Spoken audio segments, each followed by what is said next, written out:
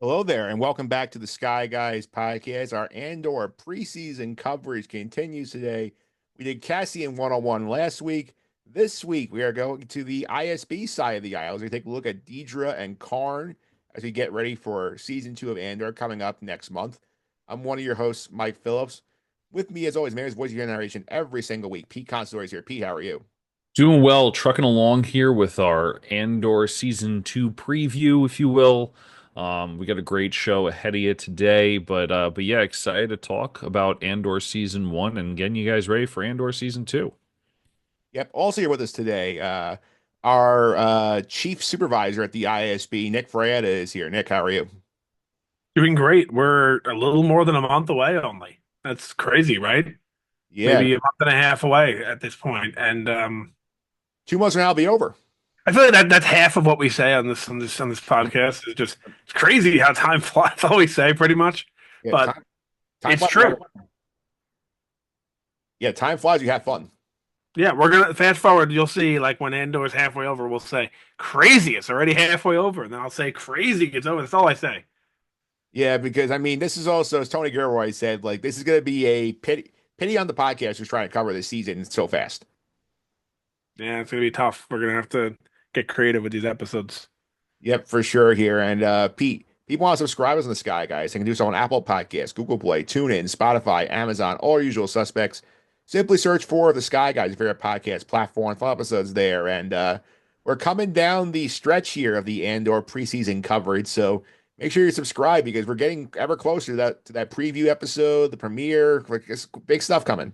Yeah, make sure you're subscribed. Make sure you're subscribed to the brand new Sky Guys podcast channel on YouTube, starting season two of Andor. As I said in previous weeks, all content video wise is going to be there instead of the M. Phillips. As of right now, we're posting on both, so you guys don't miss the chance if you're not subscribed there yet. But make sure you subscribe there as well.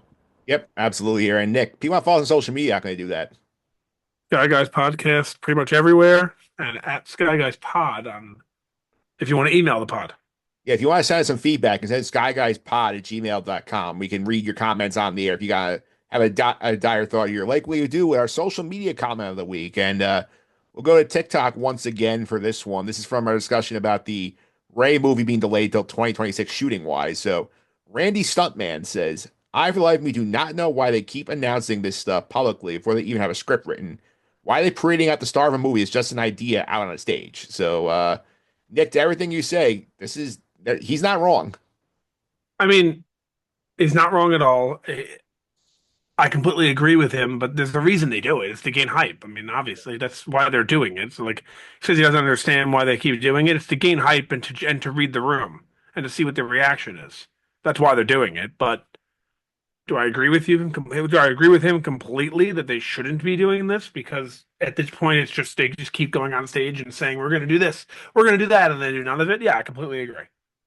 Yeah, and it's another great comment follow up here on this from Pete from Dork Wars the podcast says Disney/Lucasfilm's got a bad track record on releases right now, always announcing things that never happen. So especially on the movie Yeah, front, agreed.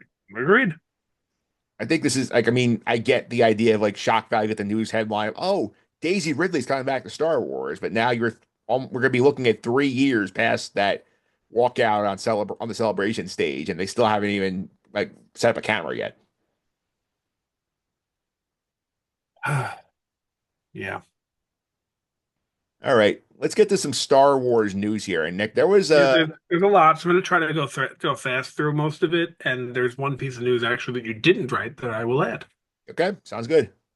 So I'll start with Rick McCallum, the veteran TV producer, did an interview describing the plans of George Lucas's Star Wars Underworld show, and he had written roughly 60 scripts and it had a very dark tone.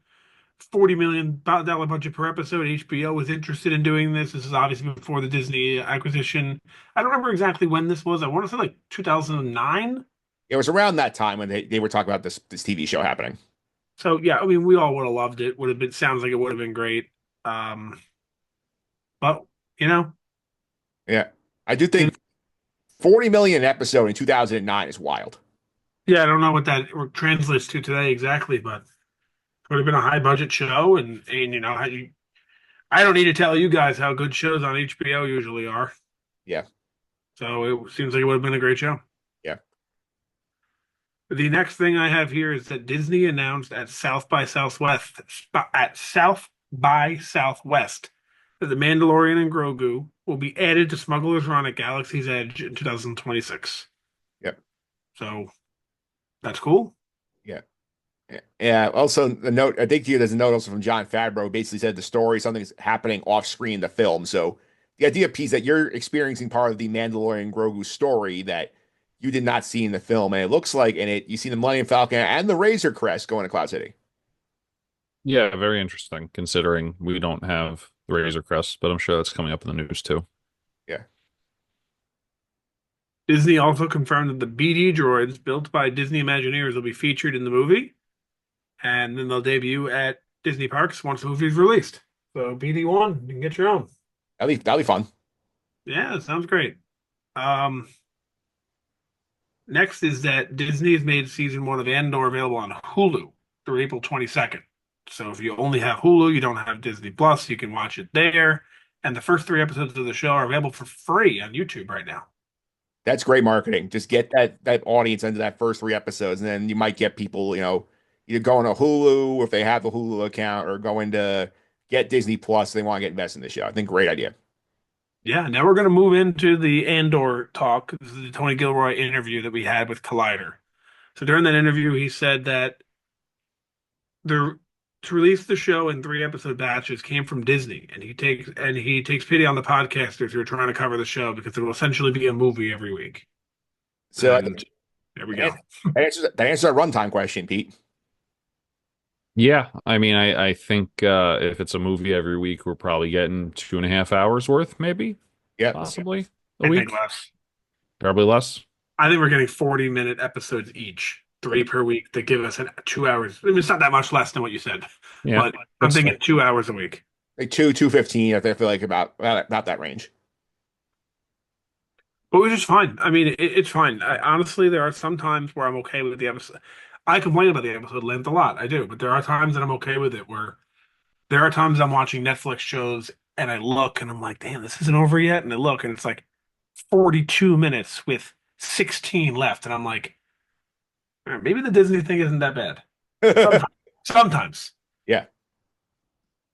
Gilroy also said in the same interview that season two will cover the Gorman Massacre, which we had discussed on this podcast prior. We said that maybe that scene with Mon Mothma would be it for the trailer. We're leaning towards more that being her daughter's wedding, but who's to say they don't combine the two there? Um, and 5 episodes is wait, they're going to cover the massacre over 5 episodes. Am I reading that right? Yes, he said in the interview that they are covering it over 5 episodes because he said this is sort of like a very loosely defined event in canon, and they are going to take the opportunities in their timeline to straighten out the storytelling with it. And he hopes the fans are satisfied with what they came up with. So, Nick, as the Gorman guy, do you like this? I mean, seems like a little. Three would have been more in line with my expectations, just because we're doing 3 episode arcs, which means it's going to be taking place over numerous arcs. That's pretty crazy. Yeah, Pete, what do you think about that? Because I could see maybe like if the arcs are in condensed time periods, I could see the 1 year being the Gorman Massacre, and then maybe the next year has some fallout from it. So that's possible. Yeah, I was just about to say maybe we're gonna get hints of the Gorman Massacre. Maybe like, I'm not too familiar with it, so I apologize. I'm not well versed in that storyline, but maybe they could, do something where the arc prior to it, they kind of hint toward something that will lead into the Gorman massacre is something that leads into it, or like you had said, something that trails it that happens in those timelines. I I hope it's not 5 full episodes of just the Gorman massacre because you're using a lot of time. That's almost 2 full weeks on one event for a 4 year period. So we'll see how it works out. I'm leaning toward more what you and I said about them setting something up or showing the aftermath. I feel like it's probably like a storyline in 5 episodes, not the entire 5 episodes.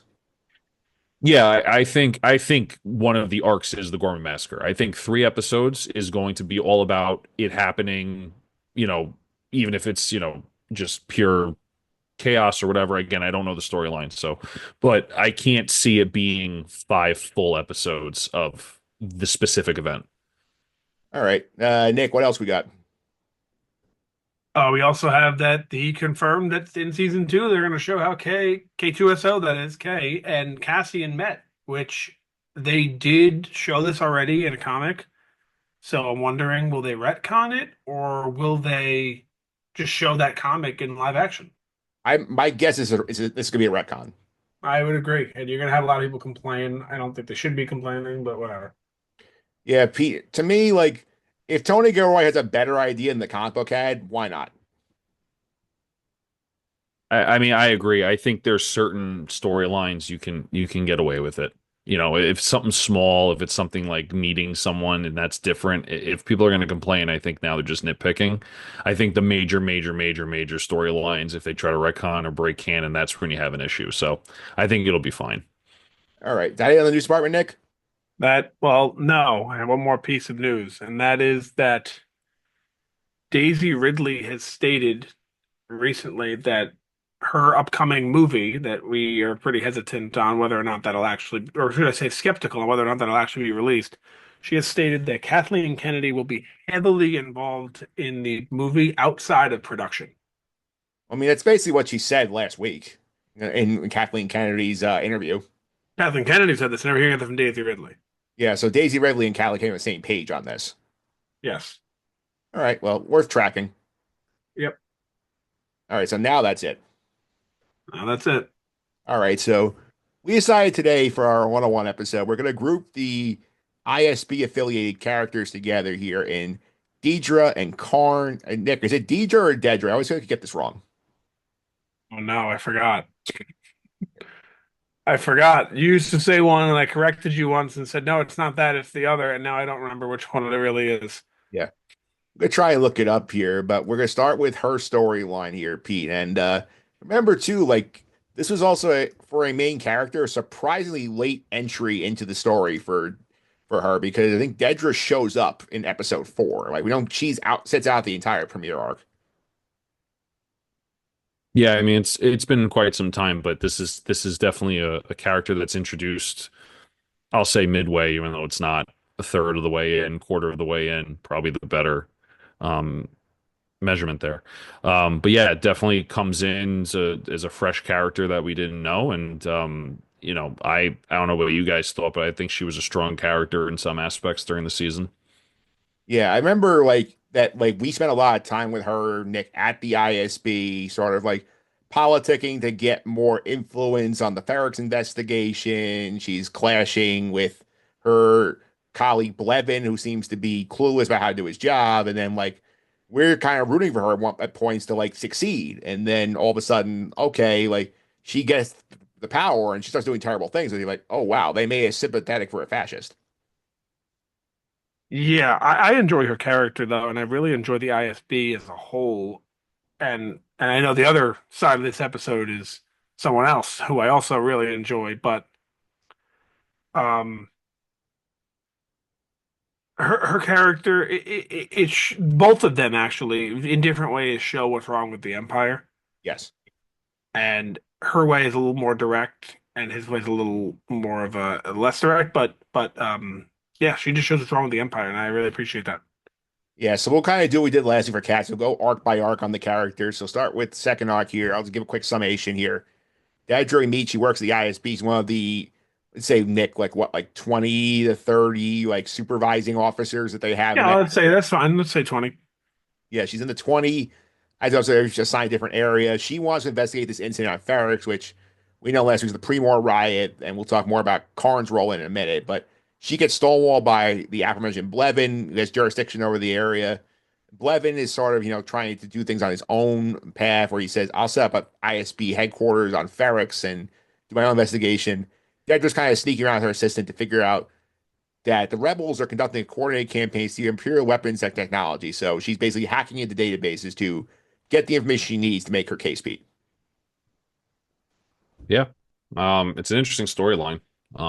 And I agree with Nicole Harley. It's everything that's wrong with the Empire, her character. So I'd like to see what she does more in season two. I don't know. I mean, do we the plot for her is going to change. I don't think this is going to be the same kind of like I want to get a leg up, so I'm gonna like try really hard to find, go through databases and find who's dealing weapons or who's stealing Imperial stuff. So I think we're gonna get some changes there. Maybe a little bit more character development. Yeah, I feel like now, Nick, she's kind of gonna be where she got set up in season one, where now like she's one of the ones in charge trying to stop the rebellion. She has Karn helping her. Yeah, agreed. She she kind of represents what's wrong with the Empire, like I said, but she also kind of represents what's actually kind of right about the Empire towards the end, in that what you had just mentioned, like she's running the crew to get Karn to help her like take down Cassian, right? Yeah, Or the rebellion as a whole, but like we'll get to Karn later, but I think a big problem with the Empire was trying to hide and go on and not. I think Karn was right in his first arc. I know we'll get to him later, and I think that's what was wrong with the Empire, and she's not doing that. She's helping the investigation. yeah. Wait, and I wonder if we get Blevin back in season two because Blevin like was sort of like the opposite problem where like, he was kind of like very lazy, kind of like like not worried about this. It's like it's not like it's just a few weapons missing, not a big deal, and sort of like he's the lazy side of the Empire where it's like kind of like just like high on the horse and so high on the hog and not really concerned about what's going on underneath him.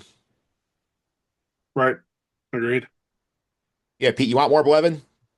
Yeah, it'd be cool. I mean, I think we're not going to get, if we do get him, I don't think it's going to be much of a substantial role. I think there's just bigger fish to fry. But I mean, I'm sure we're gonna get more, and it'd be interesting to see him again. Yeah. For sure. We'll go to the next arc here with Dedra, where she comes into conflict with Blevin over the fact that she hacked the network to gain access to Imperial data she wasn't supposed to see. There's a big meeting about this where I think her boss, Major Partagrass, is there, and Admiral Yularen, who is a original movie character, has been in a bunch of Clone Wars stuff. She makes the pitch that and then she managed to convince everybody she's right and is given authority over the Pharaoh's investigation. She goes and interrogates Karn about his role in the riot. He offers to help. She declines. She then goes to Pharaoh's with her unit, arrests Bix, hires a scientist named Dr. Gorst, he tortures Bix for information, which leads her to realize that Cassian is probably involved in the Aldani heist, which has basically sent red flags up all over the Empire, but does not learn really about Luthen being involved. So she is getting pieces of the puzzle together here, Pete, where she's now on Ferrex on the ground, trying to get information about what went wrong with this heist, and then we see how far she's willing to go to get the job done. Yeah, she's making moves by this point. I mean, we see that kind of plotting and that political side of her in the beginning when we first get introduced, but toward the end we see her kind of, where the rubber meets the road. Really, really working toward, getting higher in the Empire. We're also trying to, just like you expect from the Empire, trying to stop everything that's going on with the rebellion. Yeah, Nick, like what do you think about like we see here like how sadistic she is and how far she's willing to go to like get the information she needs, where like I think she brings Dr. Gorst in and Dr. Gorst basically says, like she's never be the same after I do this. And he's like, okay, I don't care, do it. She is well, I don't know. She's really into her job, I guess. Yeah, Or she just really like, for the cause. She really believes in the Empire, is what I guess is what I'm trying to say. So I admire that in someone. I mean, I don't obviously agree with the Empire, but she at least stands up for what she believes in and actually, I guess you see what I'm trying to say. yeah. I see what you're trying to say because like it feels like in a sense that like she and Karn are two sides of the same coin where they both like has the like, oh, like we have to maintain law and order at the Empire, and like she's doing from the inside and he's in the outside trying to get in, like saying, look, I believe in your way. Hire me to help like, make things right. Right. All right, so let's go ahead now to the final arc that she's in here. So after she learns that Marva Andor has died, she's still on Ferrex. She authorizes the public memorial in the hopes of laying a trap for Cassian. The ISB also stops a separate rebel attack, which we're going to talk about next week in Luthen's episode when he's talking to Saw Gerrera about these rebels. And Luthen's like, let them go. Like, we have to, protect my spies. So, like, they have to accomplish something. Dedra is upset the Bureau did not get any prisoners she can interrogate because apparently everyone dies in the ISB raid on the rebel attack. The memorial turns to a riot, which we talked about last week. Dedra finds herself cornered, seems to have no idea like what she got herself into, and she gets rescued by Karn, who happens to be there to save Cassie. And I will never forget this, Nick. This like that look she gives Karn at the end of the season was something. I don't remember the look. It was like a look of like shock slash like maybe like affection. It was like a very like it was like we had rumors about discuss like are they trying to have a romance between Karn and D and Shipping the two of them. there was people shipping them online. That was a Well, sign I'm one of them. I want it. you might get. I want an imperial power couple, Yeah. and this Well, could be them. we'll get to something Tony Gilroy said later in a different interview about that. But Pete, what are your takeaways from the last Dedra arc here, where she's tries to set the trap for Cassie and then sort of has it blow up in her face, and she's in over her head here trying to manage a riot. I mean, I'll use the word cookie cutter again. I feel like this is something we see all the time for the Empire, and I think that this was the representation of the big bad in this show. I know she's not the top, right? The top is the Emperor and Darth Vader and stuff, but she represents the big bad of the show, and it blows up in her face like it usually does for the Empire, right? She was not incompetent. I think she just tried too hard and thought and maybe overconfident, but um, not bad, not a bad arc by any means. It was still very good, but it's not something that was totally out of the blue for an Imperial raid Yeah. or the Empire to try to stop something. Yeah, I think now I'll bring in the comment from the Entertainment Weekly interview that Tony Gilroy did. That he gets asked about Dedra specifically. He said, and this is the question: with Syril and Dedra, audiences really responded to that strange sexual tension between them. Can you tell us anything about where that might go? Gilroy says, I respond to that too. I don't want to spoil anything. They're unresolved, Leether and Ferrex, aren't they? Is that goodbye? I doubt it. Why I leave two fascinating characters like that behind? There's a lot of varieties of romance in the second season because it's over 5 years. People are going to do what they do. It's also just fascinating.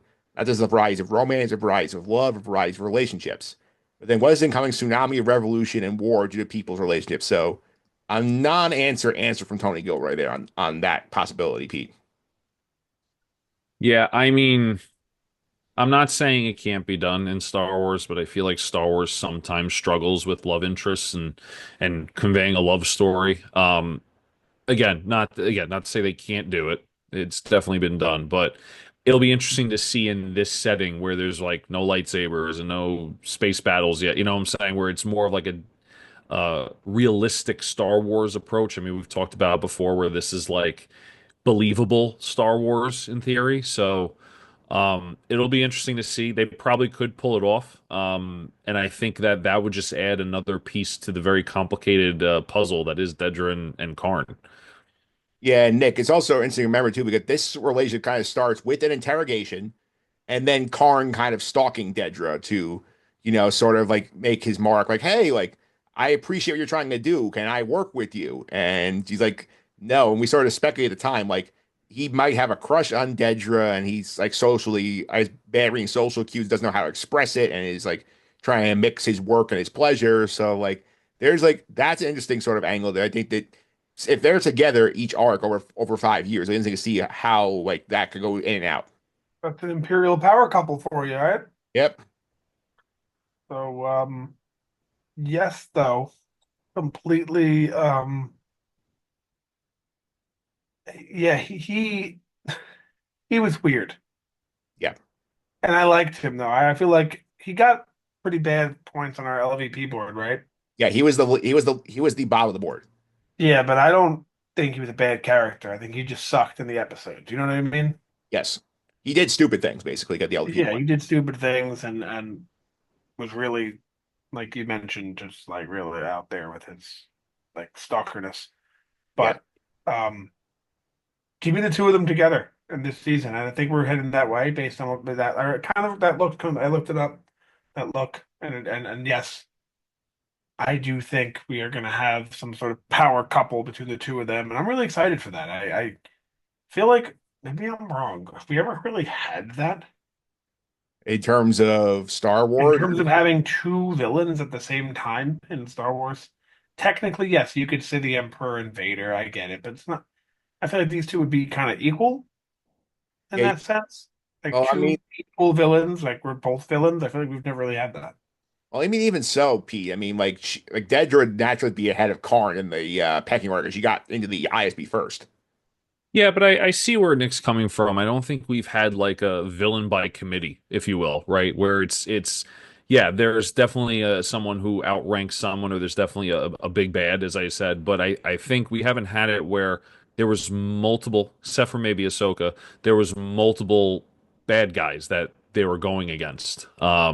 So it definitely adds a level. I mean, I've used the word complexity. Andor, I feel like has a lot of complex concepts that makes it a great show. So I think it adds to that level too. All right, you I was got. also I was going to add that you could argue that in Revenge of the Sith it's Dooku and Grievous, but like it's only for like the first half of the movie, and then like it's really like they're Not not even. really a villain in that movie. The villain's really Anakin and the Emperor. You know what I mean?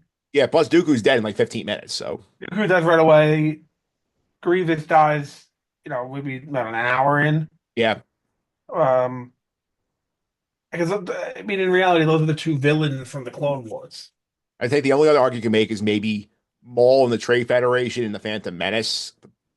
Maybe, but it's so clear that like he's the big bad, and they're also not together in the movie. Yeah, that's true.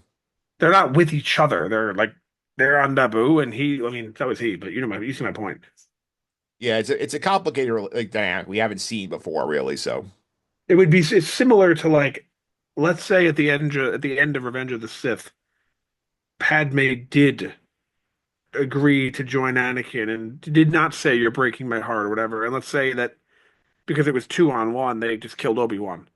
yeah, I think And then they did overthrow the Emperor, which was his plan. It would be like the two of them running the galaxy. That's kind of, I mean, obviously it's a little bit less. And not Dedra and Karn are not running the galaxy or Dedra. We're just gonna go back and forth on the name here, but it'd be a little bit different considering they're not running the galaxy, but they'd still be in they're still going to be a power couple. let me give you a one I just thought of actually from Rogue One, Tarkin and Krennic. It's close. It's as close as we'll get. I still think a little bit that Tarkin is Krennic's boss, Yeah, but it's pretty damn close. yeah. This sort of feels like maybe sort of like where like my obviously there's no romance in Tarkin and Krennic, but like sort of like Dedra's the boss. Like she's looks like implied that she's bringing Karn into the ISB to work for her. So like they're like a pair where like she slightly outranks him, but they have other things going on. Right. All right. Anything else you guys want to add on Dedra before we go to Karn? No, nothing else from me. No. All right. The Karn one is fascinating here because we have a lot to cover with Karn, where he's a big part of the premiere arc of the show, where he works for Pre-Moral Security, who employed the two guards that Cassian kills in Orlando 1. And they get the report on this. His boss tells him, you know what, like, don't bother telling the Empire about this. These are two guys who were drunks and terrible employees, make our lives easier and just ignore this in the report to the Empire because they're sort of contractors the Empire hires to maintain security out there. Karn says, I can't stand this. Like, I have to see the rule of law followed. So he decides to investigate on his own. He gets a couple of loyalists to work with him. He tracks Cassian's ship to Ferrix, figures out he's doing Canary, he does his own investigative work. Gets a tip from Tim, who we talked about last week about Cassian's whereabouts. Karn brings 12 officers down to Ferrix. They interrogate Marva about Cassian's whereabouts. They'll track it down, intercepting a transmission that Cassian sends to B2 Emo. The Premor group gets in a firefight with Cassian and Luthen in a factory. They lose it. Luthen sabotages Karn's ship so he can't get away.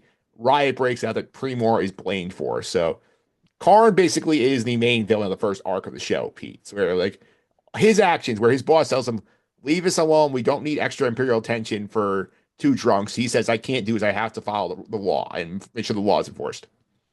Yeah, I mean, I think they threw us a little bit of a curveball, making Karn not the main villain, but it was setting up for that, right? It was setting up for that this guy was going to be the guy. He needs to go by the book and kind of goes against his supervisor's words, and it starts to open up a can of worms. So it was definitely a great start for the character. And even though Nick spoke about it briefly earlier, even though we had him pretty low on the MVP LVP board, it was definitely a very, very good start to the character. Yeah, Nick, I think here's the thing about Karn here also is that like he sort of has this like moral compass, like if there are rules, rules must be followed. And it bothers him that his boss is saying, don't worry about the fact that two guys got murdered here. It's not worth the paperwork and the headache from the Empire. And I completely see both sides of it. If you're a new up and coming and eager, let's just say police officer, because it's the best analogy. You're not going to let anything slide, right? Yeah. You want to follow the rules as closely as you can, but then maybe as you get deeper in the career and you don't want to do all the paperwork, I see it. Like, like why are we going to waste our paperwork over this? Yeah. So I see it, but It does lead. yeah, but I also see both sides. Yeah. See both sides. It does lead to a lot of chaos here with Karn too. And anything else you guys want to add on his intro before we go his next arc? I have nothing else. All right, so we'll go to the next arc here, where obviously the fallout of this situation on Ferrix leads to a lot of chaos. Karn gets ripped basically to shreds by his boss and gets fired for his role in the Ferrix incident. He's now unemployed. He has to return home to live with his mother, and we have a lot of fun watching Karn have to deal with his mother, who like is, I think, Nick, do you remember who it was? Which our guest had said that we had our first Jewish mother in Star Wars. Sounds like a Delesio thing. Yeah. I don't know. Sounds like a Delesio thing. Yeah, so you get to meet his mother. It's a lot of fun. She gets him a new job at the Bureau of Standards, where he resists this, but he has to take a job because he needs to work and get money. He's a glorified pencil pusher. So, Pete, like, what'd you think about the Karn and his mother stuff? 'Cause I thought that was always fun because, like, she was like always nagging him about like, you're a disgrace. You should have a job. You're fired. Why don't you let your uncle set you up with a job? And he's sort of like very hesitant until he basically has to admit that he needs to work. Yeah, I mean, I think that makes the dynamic of Karn's character even more interesting, right? I mean, that's the pressure. That's the reason why he is the way he is. And I think without that dynamic, you don't get that backstory or get that reasoning behind him being such a tryhard. Yeah. Nick, what do you think about the Karn interaction with his mother before he ends up going back to work? And I love this arc also because this is also where we go to meet him eating the cereal. It's really strange. Yeah. There's no other way to put it. It's Yeah. really strange. And this is probably why we started giving him LVPs and whatnot. At first, Arc 1, it's because he was annoying. That's why. Now this is just like, this guy's weird. And he's comes from a weird family, and we just, what is going on here? So, my answer to you, weird. Yeah. I mean, when you see like how he interacts with his mother, Pete, I can kind of see how he came out the way he did. Yeah, no, I mean, Nick hit the nail on the head. It's weird. It's 100% weird. And I don't know. I think it gives Karn his special characterization, right? Like it's can't explain other than that's just Karn. So they do it very well. Yeah, and it feels like Nick, we see his interaction with Dedra where he's like stalking her the next arc, which we'll get to in a minute here. It feels like based on how he was raised, you can see why he has no awareness of social cues. Right. No, 100%. He's just, I don't know.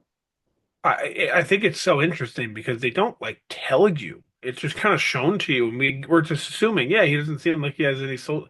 It creates that other, I don't know, it just creates a whole other dynamic to the character where we're discussing things about them that we don't know, and about him where it's like, is he just really weird? Is he creepy? Does he just not know he's being creepy? Is he doing it on purpose? Like it's something we have to figure out throughout the course of the show. Yeah, there's a lot of nuance to that performance from Kyle Solar. Yeah. Yeah. Let's go to the next arc here, which is where he runs into Dedra, where he gets interrogated at work about his involvement in the Ferrix mess. And like, if I remember correctly, he's pretty open book, where he's like eager to volunteer and give her the information, Pete, to like help the cause. Yeah, I think he was grasping for straws and be like, "I'll give you everything. Pick me. Like, let me help you." So, it fits the character perfectly. Yeah, he spills it. He says, "Hey, I want to help you. I'll be on your team. I'll go out there and help you on Ferrix." She's like, "No, thank you. I'll handle this from here. You did your job, citizen." And then we sort of see at the end of this where like he's kind of after he's out of work, he goes to the ISP, is waiting for her, and he's like, "I wanted to thank you for like taking my account into this, and like I'm offering to be of assistance if you need it." And she is rightfully creeped out of this because he's basically been standing outside her office for presumably hours, waiting for the off chance she walks by. Yeah, that is like cliche from a movie creepy thing.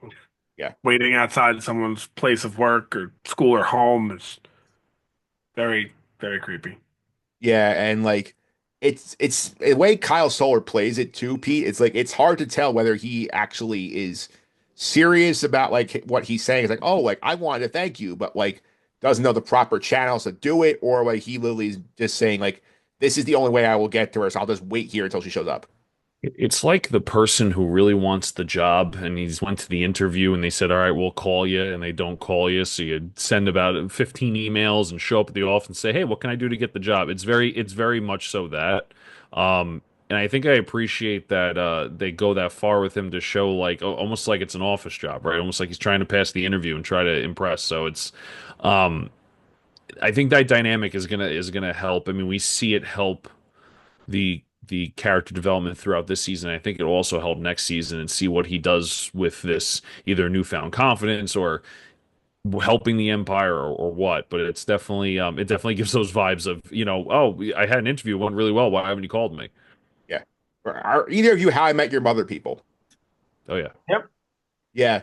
This also, if you look at the romantic angle with Karn, where he has it's like some sort of attraction that Dedra can't place into words, this feels like kind of like a very bad Barney Stinson play where like he's like, oh, I'll just wait here and she and like make an impression by like, I accidentally bumping into her when she's coming out of work.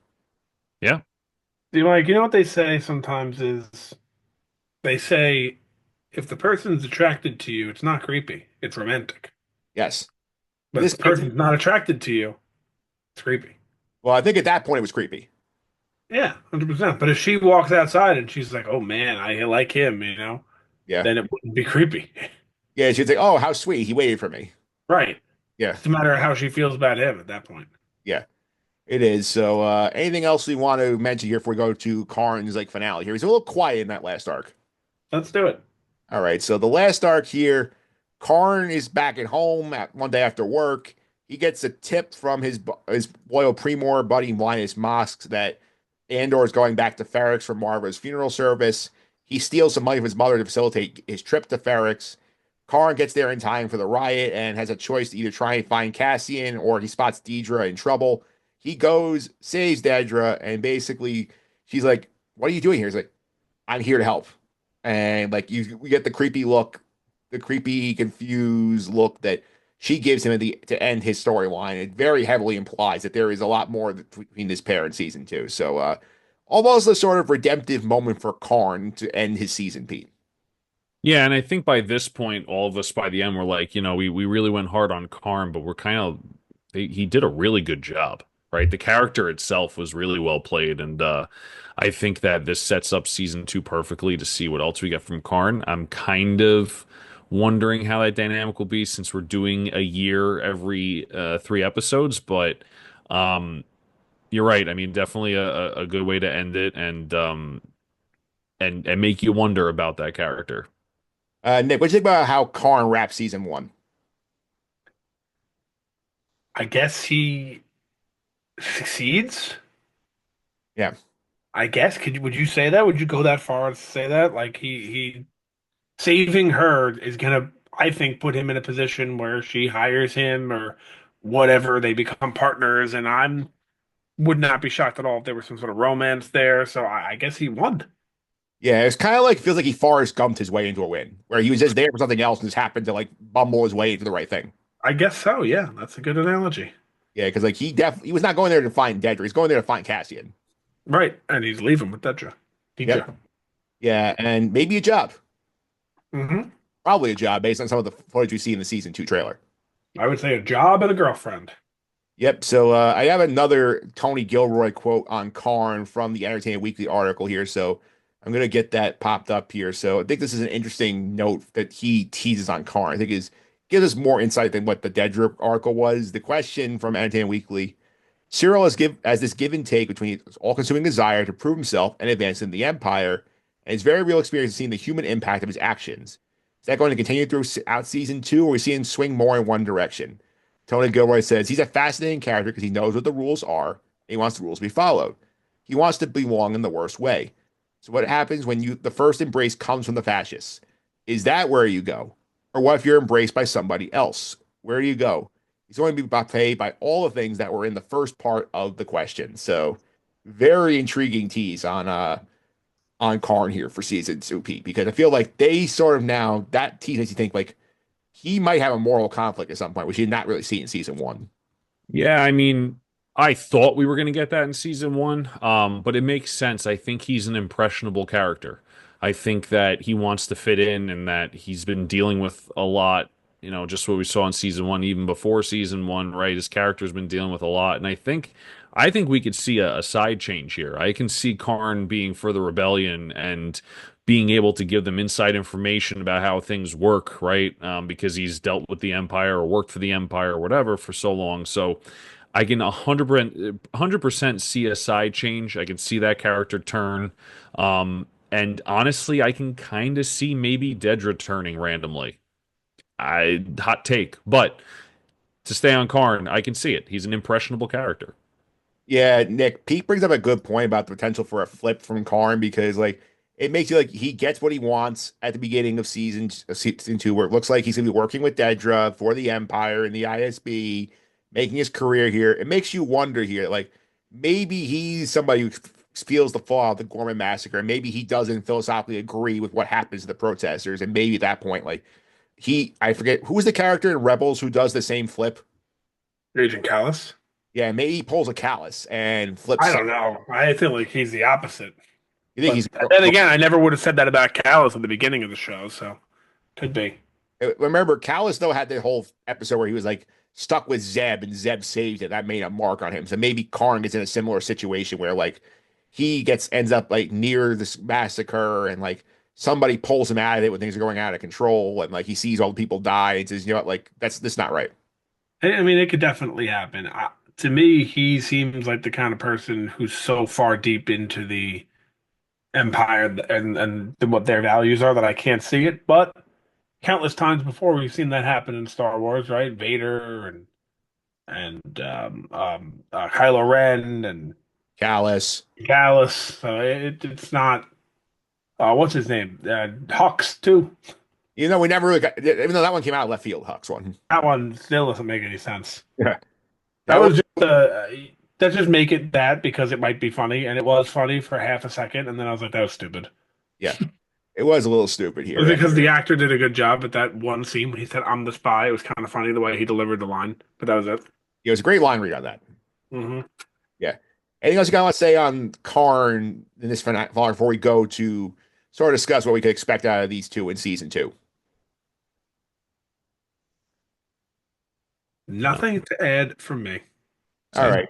I think for season two, obviously, I think we're gonna get them at the ISB and we're gonna see their work dynamic. But remember now, we got Krennic coming, and Krennic's gonna be basically in charge of this Death Star project and like some of his ISB dealings with the rebels. So like you wonder here, like, do these two deal with Krennic? Do they run into a Tarkin along the way? Are they sort of self-contained on the Partagrads and doing their own sort of rebel crushing? So like, where do you think Good question. these two go, Pete, in season two? I mean, I still stand behind what I think about Karn. I think Karn winds up in the rebellion. I think he starts off in the Empire. I think Dedra gets him in some way or another, figures out he doesn't really like what's happening, doesn't agree with it, starts to have a change of heart, and is eventually a rebellion um spy who probably doesn't make it through the season. And I think Dedra sticks to her guns. I think she starts to move up the ranks. I do think that she does get promoted and she starts to become that high-ranking officer in the Empire like she wants. And she has to deal with the conflict of maybe that personal relationship with Karn, but also making sure the rebellion doesn't happen. Yeah, Nick, I definitely see a scenario where they end up on opposite sides of like a moral line, something where like maybe Karn says, you know, like this has gone too far, and Dedra says, I can't, I'm too loyal to my job, and the Empire is right. So like I feel like we're gonna have like an up and down road with these two like linked together over the course of the season. I really don't know what we're gonna get out of them. I'm assuming we're gonna get a power couple that goes out together and that neither of them join, but I would not be shocked at all if what you guys said is true. Yeah. Interesting debate. I think it was a good choice to pair these two together because they do seem like they're gonna be linked together at the hip throughout season two. I mean, I'll sorry to interrupt, but I'll say the hot take here that that dynamic going against each other, I think Dedra's the one to kill Karn at some point. Yeah. Give that tension. I will also add here, Nick, that like if they are become a couple at some point, we need to see the scene of Karn's mother meeting Dedra. I think we will. That would be phenomenal to see that. I think we will. Yeah, because like I can definitely see in the Jewish mother style, Pete, like, oh, this is your girlfriend? Like, are you sure she's good enough for you? I think it's going to be more like finally. I don't think it's going to be good enough for you. I think it's going to be like, oh, I'm so happy you found someone. He's like, get I out of my just, house.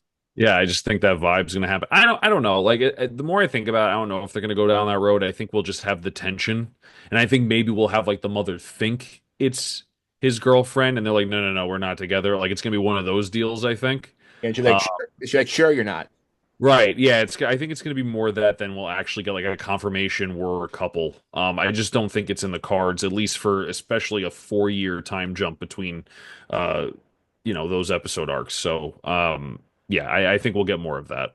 I think the beauty of the time jumps here, Nick, is that we're gonna get like you might get a wildly different personal professional relationship for them each time an arc switches. Maybe we'll have to see. It's interesting. They're together on a personal level as well as a professional level. Jumping ahead a year could be a lot of toll on a relationship or whatever, in a positive way or a negative way. So we'll see.